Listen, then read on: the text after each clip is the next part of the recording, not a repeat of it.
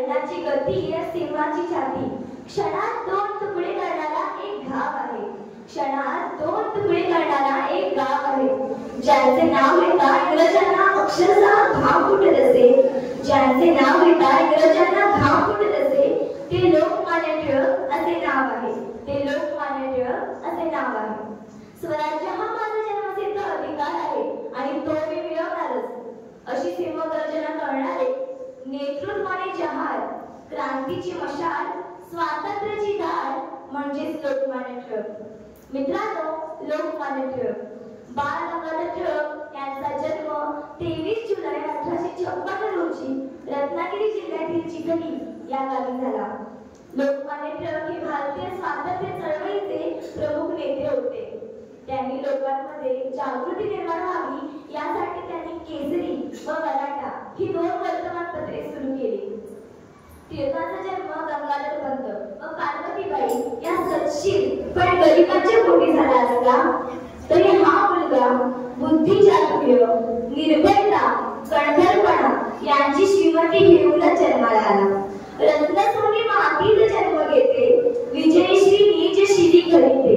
रत्नसोनी मातीत जन्म घेते, विजयश्री नीच शिरी करीते.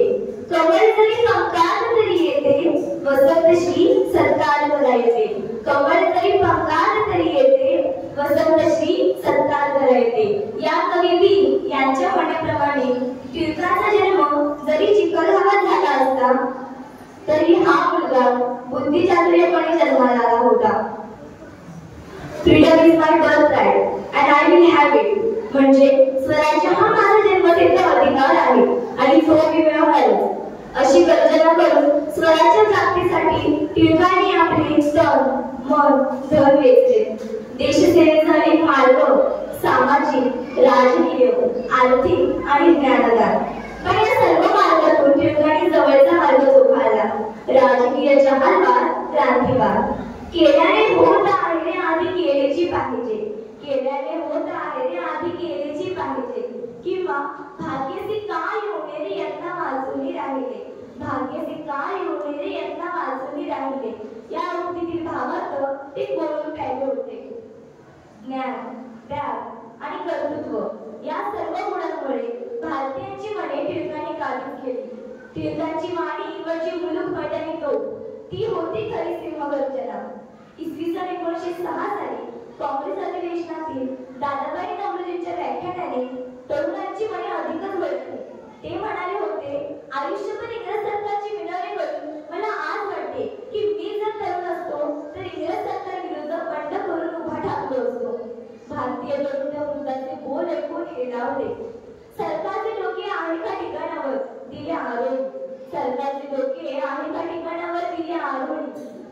जुलमी राज सत्तेच्या कायद्याची केली होती, जुलमी राज सत्तेच्या कायद्याची केली होती. हजारात नाही लाखात करून उरले ते, हजारात नाही लाखात करून उरले ते. सर्वांच्या हृदयावर राज्य करणारे ते लोकमान्य टिळक, सर्वांच्या हृदयावर राज्य करणारे ते लोकमान्य टिळक. त्यांनी निर्धाराने सतत 1 वर्ष व्यायाम व पुरा घेऊन आपले शरीर पिळदान केले. वर्षभरातील व्यायामाने आयुष्यातील स्वातंत्र्य संग्रामातील अनेक अडचणींना पूर्ण होणारे शरीर त्यांनी गमावले. शरीर माध्य मुखर धर्म साधन हे त्यांनी जाणले हेच खरे. इसवी सन 1905च्या बंगालच्या चळवळीत टिळकांनी पुढाकार घेतला. ब्रिटिशांच्या फोडा, झोडा आणि राज्य करा या कृतीविरुद्ध हा देशभक्त दंड धरून उभा राहिला. स्वदेशी व बहिष्काराच्या तत्वावर सर्वत्र रणधुमारी माजली. तरुणपणे या क्रांती यंत्रात आकर्षिली गेली.